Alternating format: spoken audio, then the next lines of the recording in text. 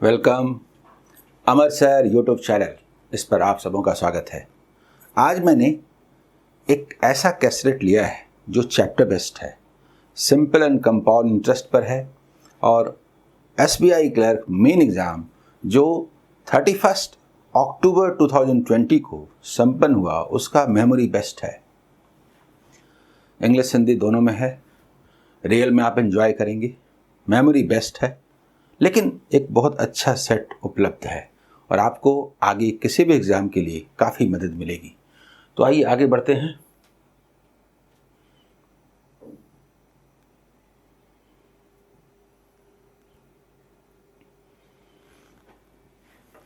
तो आइए शुरू करते हैं। सबसे पहले देखिए, इंग्लिश हिंदी दोनों में अवेलेबल है। देखिए, मैंने ये इन्फॉर्मेशन पहले लिखा इंग्लिश में, हिंदी में, डिटेल बढ़िया से देख लीजिए, फिर मैं इसे एक लैंग्वेज में करके आगे बढ़ूंगा। ठीक है, अभी मैं इसे पढ़ता नहीं हूं, अगले पेज की ओर जाता हूं। हिंदी मीडियम के जो स्टूडेंट्स हैं वो अच्छे से इसको रोक करके हिंदी में पढ़ लीजिए। ठीक है, मैं इंग्लिश वाले से आगे बढ़ता हूं। देखिए, सबसे पहले देखिए क्या है। Directions A give a certain amount of money to B, C and D। चलिए, A एक certain amount B, C, D को देता है। Sum of money received by B and C are in the ratio of 7:6 and D gets rupees 3,000 more than that of C। ये देख करके हमें लगता है कि इस इंफॉर्मेशन को हम नोट करें, उसके बाद फिर जो और इंफॉर्मेशन हैं उनको देखें और तब बात करें कि कौन से वेरिएबल्स हैं और उनका वैल्यू कैसे निकाला जाए। All the three persons invested his amount to the three different schemes। तो आगे हम लोग बढ़ने के पहले ये इंफॉर्मेशन नोट करते हैं कि देखिए, ए जो है वो बी, सी, डी इन्हें देता है। रेशियो क्या है? तो 7:6 है बी एंड सी का। तो हम लोग देख लेते हैं आगे, कहीं x दिख रहा था, r दिख रहा था, तो कुछ दूसरा मान लेते हैं कि ये 7y है और ये 6y है, ऐसे मान लेते हैं। d जो है वो c से यानी 6y प्लस 3,000 है। आप इसको ऐसे भी लिख सकते हैं या d माइनस सी ऐसे करके, इक्विवेलेंट टू, चूंकि एग्जैक्ट वैल्यू लिख रहे हैं तो ये ₹3,000 है। आप ऐसे भी लिख सकते हैं। बोलिए, क्लियर? ये फर्स्ट पार्ट का जो इंफॉर्मेशन है। उसके बाद आगे, B and C invest in schemes J and K respectively which offer R% and R-2% per annum at SI for the same time period in years। और आगे बढ़ने जाएंगे तो समझ में नहीं आएगा कि क्या हो गया। इसलिए आगे बढ़ने के पहले, क्योंकि अगर हम लोग इसको नोट डाउन नहीं करते तो आगे बढ़ना बेकार है, क्योंकि पहले क्या था वो पता ही नहीं है। इसलिए हम लोग नोट करते हैं कि ये बी क्या करता है, सी भी क्या करता है, इन दोनों के बारे में ये इंफॉर्मेशन है कि ये जे में स्कीम, ये के स्कीम में इन्वेस्ट करता है।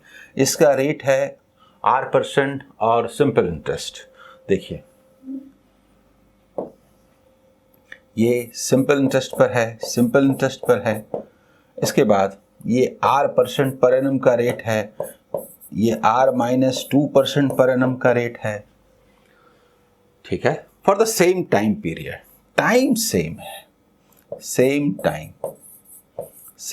टाइम इंटरवल, ये तो दिया है। ठीक है, ये दिया।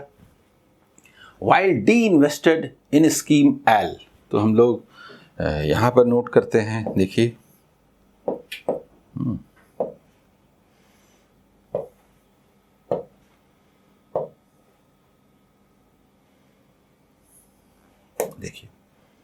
हम लोग यहां पर नोट करते हैं डी इन्वेस्ट करता है किस में? Scheme L, okay, at X% per annum for 2 years, compounded annually का मतलब कंपाउंड इंटरेस्ट हुआ। एल स्कीम में रेट है X% पर एनम और ये 2 years के लिए इन्वेस्ट करता है, ये दिया हुआ, ठीक है। D received ₹18,150 after 2 years। भाई तो इसका जो अमाउंट है, अमाउंट ये तो दिया ना कि 2 years के बाद इसे रिसीव होता है ₹18,150। हो गया यहां तक। लेकिन एक बात कि BNC also received ₹19,600 and ₹15,600 respectively after the maturity period of their investment। यानी इसका मैच्योरिटी पीरियड तो हमें पता है नहीं, लेकिन इनका अमाउंट के बारे में कहा गया, तो हम लोग अमाउंट के बारे में इसको नोट करते हैं।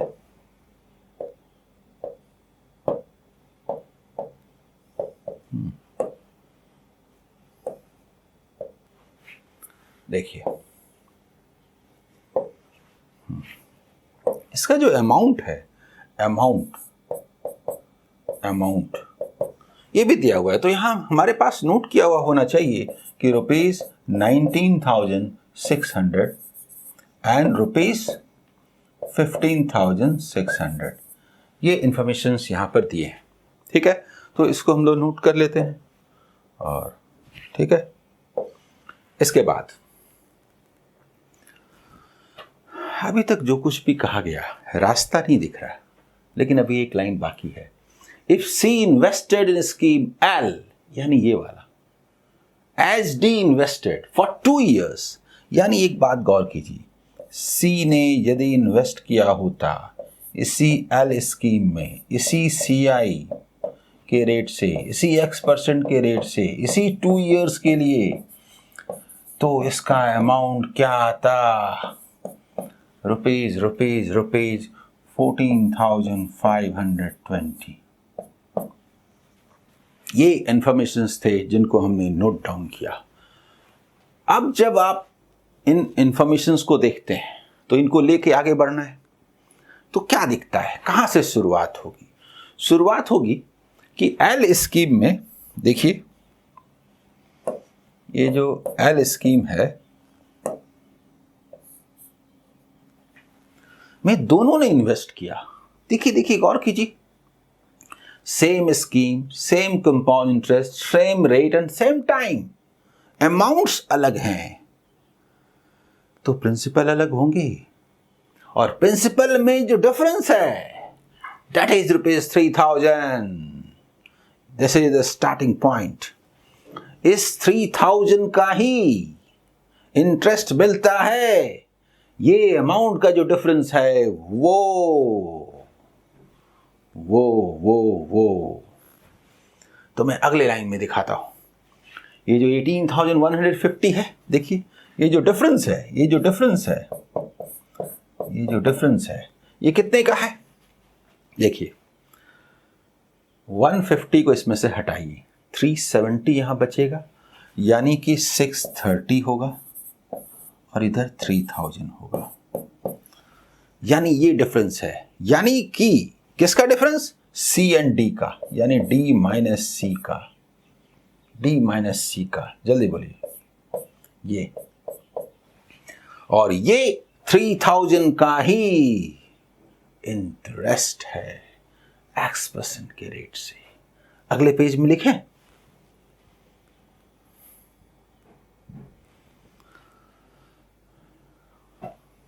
कहने का मतलब ये हुआ कि ये जो 3,000 है इसी का इंटरेस्ट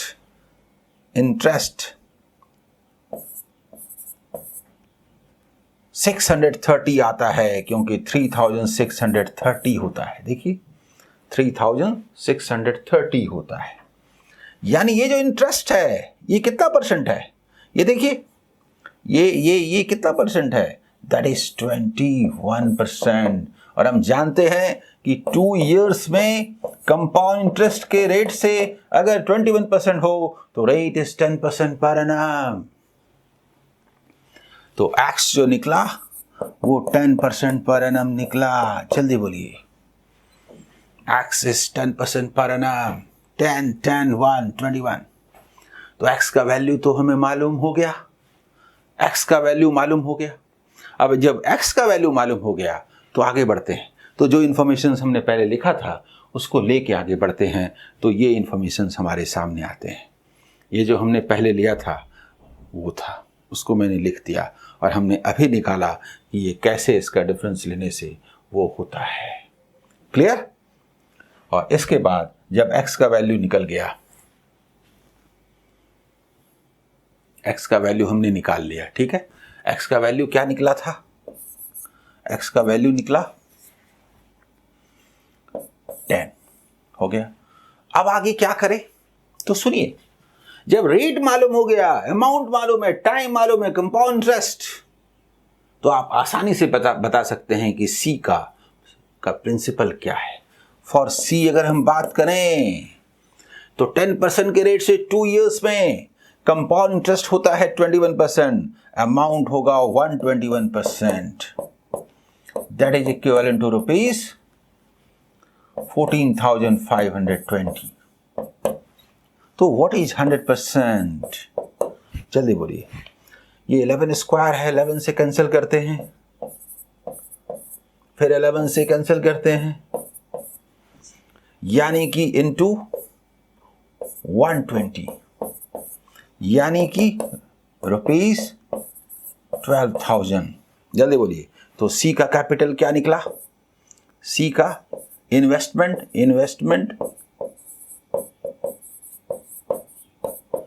सी का इन्वेस्टमेंट मतलब, तो सी का इन्वेस्टमेंट हमने 6y कहा था, तो 6y is equal to rupees 12,000। तो y का मतलब रुपीस, मतलब मल्टीप्लिकेशन 2000। तो हम सब कुछ बता सकते हैं, d का वैल्यू भी और b का वैल्यू भी। जल्दी बोलिए, d का वैल्यू भी और b का वैल्यू। d क्या हुआ? आप जानते हैं कि 3000 मोर है, यानी 12,000 प्लस 3,000, यानी कि रुपीज 15,000। डी का वैल्यू मालूम हो गया। आप बी का वैल्यू भी बता सकते हैं। बी का वैल्यू मतलब जो इन्वेस्टमेंट था, कैपिटल या प्रिंसिपल बोली,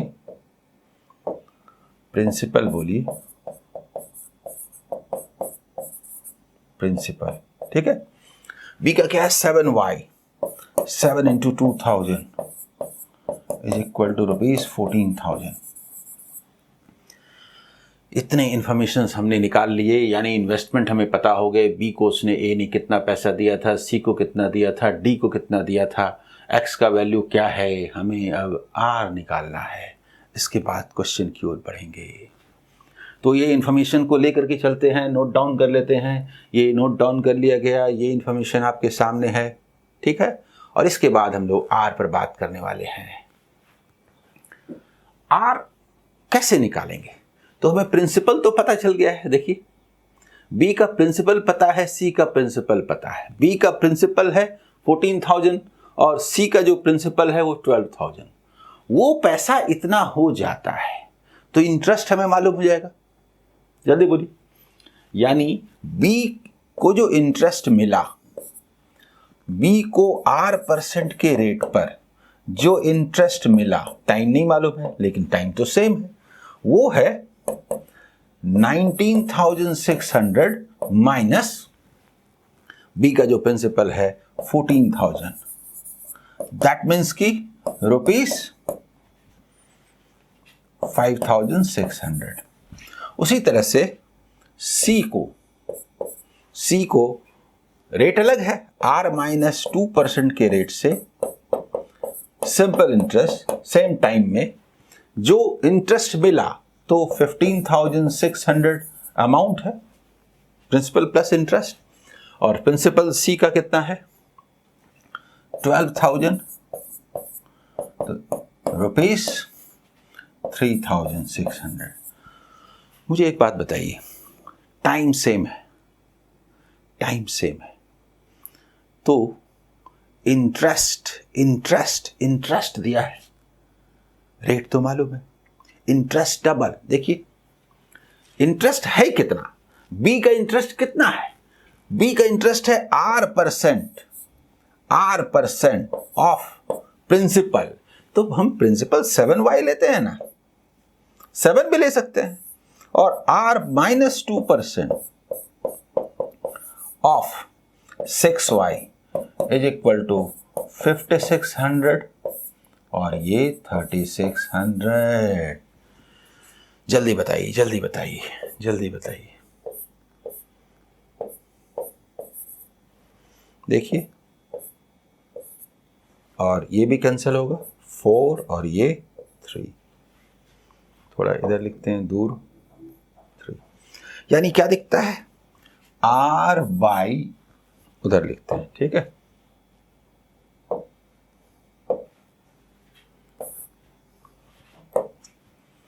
R by R-2 is equal to 4/3, 4R, 3R, R is equal to 8। हमने सारे वैल्यूज निकाल लिए।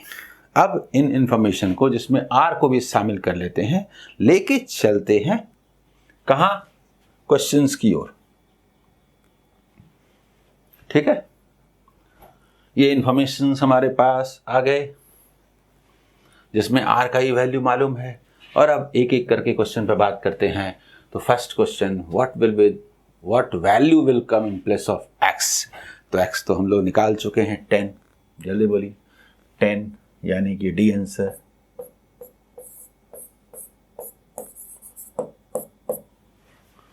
ठीक है,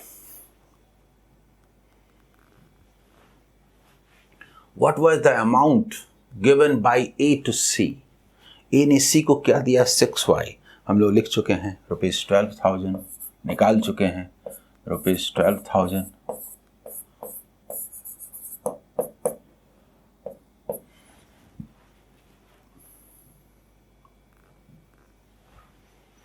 What was the amount given by A to D? A ने D को क्या दिया, 12 + 3 15,000, यानी कि ₹15,000।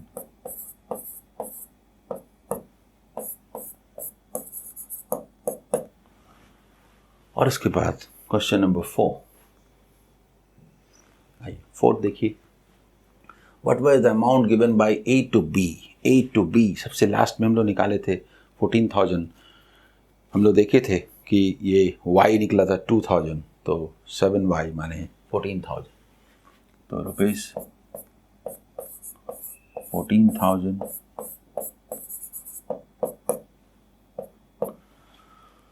और इसका last 5th number question, what value will come in place of R, यानी R का वैल्यू क्या है, हम लोग निकाल चुके हैं 8, जल्दी बोलिए।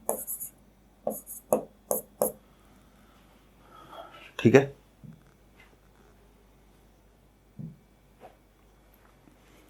मुझे पूरी उम्मीद है कि सेशन को आपने एंजॉय किया होगा।